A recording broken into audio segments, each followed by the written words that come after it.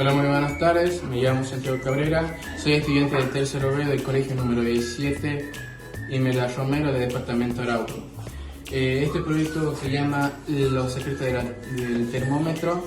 Este proyecto se abarca en el tema de medir la temperatura de día a día para ver cuál es el cambio climático. Nuestro trabajo consistió en datos estadísticos en los que durante 25 días, en el lapso de marzo y mayo, tomamos las temperaturas diariamente para tener un registro diario sobre el cambio de la temperatura. Todos los días, entre las 2 y 3 de la tarde, tomamos las temperaturas al sol y a la sombra para tener datos de cómo afecta el cambio climático a nuestros seres vivos.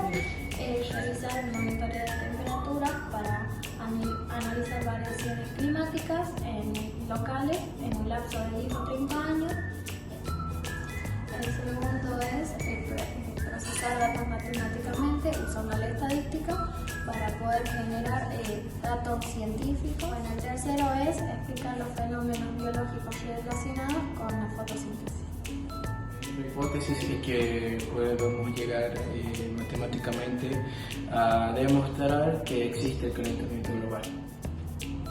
Bueno, y por sugerencia de nuestras valoradoras sacamos informaciones de páginas y sacamos una página llamada AccuWeather, que con esas páginas pudimos buscar registros del año pasado para poder compararlos con los de este año. Y tuvimos una diferencia de casi 2 grados. Todavía no podemos decir que existe un calentamiento global porque con 2 años no podemos definir eso, pero porque se necesita un lapso de 30 años o 10 años.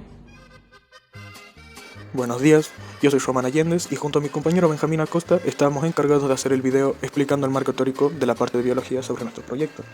La primera pregunta habla sobre qué es la fotosíntesis. La fotosíntesis es el proceso por el cual la planta produce su alimento usando luz solar, agua y dióxido de carbono. Gracias a esto genera energía y libera oxígeno esencial para la vida.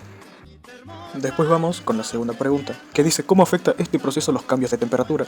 Los cambios climáticos afectan a la fotosíntesis porque modifican las condiciones que las plantas necesitan para realizarla, como la temperatura, el agua y el CO2. Cuando sube la temperatura, la fotosíntesis puede aumentar solo hasta cierto punto, pero si hace demasiado calor, las plantas se estresan y el proceso se vuelve menos eficiente o disminuye. En consecuencia, el cambio climático puede reducir la producción de alimentos, alterar ecosistemas y afectar el equilibrio ambiental. La tercera pregunta habla sobre cuál es la temperatura óptima para la producción de la fotosíntesis. La temperatura óptima para la fotosíntesis suele ser entre 20 y 30 grados, aunque puede variar según el tipo de planta. Si la temperatura es demasiado baja, la fotosíntesis disminuye. ¿Por qué se produce un cambio de temperatura a medida que pasan los años? Estos cambios de temperatura se deben principalmente al calentamiento global provocado por las actividades humanas, sumado a ciertos factores naturales, tales como la quema de combustibles, acumulación de gases, deforestación masiva y agricultura e industria. ¿Qué consecuencias pueden traer estas alteraciones para el resto de los seres vivos? Estas alteraciones de temperatura generan graves consecuencias para los seres vivos, afectando su supervivencia, reproducción y hábitat. Por ejemplo, el deshielo polar, la muerte de corales, la desertificación rápida, el desplazamiento forzado, la extinción de especies y las alteraciones de cadena alimenticia. ¿Cómo están? Espero que se encuentren todos muy bien. Bueno, mi nombre es Mateo Quintero y trabajé junto con mi compañero Dylan Quintero y nosotros le vamos a hablar sobre el marco teórico de matemáticas. En este trabajo medimos las temperaturas todos los días a las 14 horas hasta las 15 horas de la tarde, tanto el sol como la sombra. La matemática es importante porque nos permite registrar, organizar y analizar todos los datos que obtenemos. Los datos se anotan en tablas y luego se representan mediante gráficos para observar cómo varía la temperatura con el paso del tiempo. También se puede calcular promedios diferentes entre las temperaturas al sol y la sombra. Y compran los resultados entre distintos días y meses y estaciones del año. Como este proyecto continuará durante varios años, los datos recopilados nos permitirán estudiar las variaciones de temperatura a largo plazo y obtener conclusiones basadas en información real.